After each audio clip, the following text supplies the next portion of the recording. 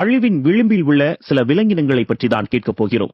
முதலில் விலங்கினங்கள் என்பதை பற்றி நாம் தெரிந்து கொண்டால் மட்டும்தான் இந்த அழியும் விலங்கினங்கள் பற்றி நம்மால் விரிவாக தெரிந்து கொள்ள முடியும். நம்முடைய பார்வையிலேயே பல வகையான உயிரினங்கள் பார்க்கிறோம். பறவைகள், விலங்குகள், தாவரங்கள், நுண்ணுயிரிகள் என பல வகையான உயிரினங்களை காண்கிறோம்.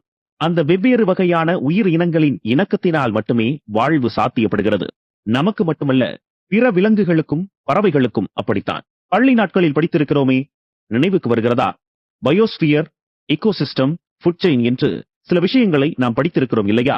இந்த உயிர்களின் இடையிலான தொடர்பு அறுபடும் பொழுது பல சிக்கல்கள் எழுகின்றன. ஒரு இனத்தின் அழிவு பிற இனங்களின் அழிவுக்கு வழிவகுக்கிறது. அந்த கடினமான பாடங்களின் ஊடே அழுந்தி கிடக்கும் சில அழகான தகவல்களை தேடி பார்த்தால் பூமியின் மகத்தான விஷயங்கள் வெளிப்படும். ஆய்வின் அடிப்படையில் நாம் கண்டறிந்த தகவல்களின் அடிப்படையில் சொன்னால், இந்த பேரண்ட பெருவெளியில் வாழுயிரிகளை கொண்டது பூமி மட்டும்.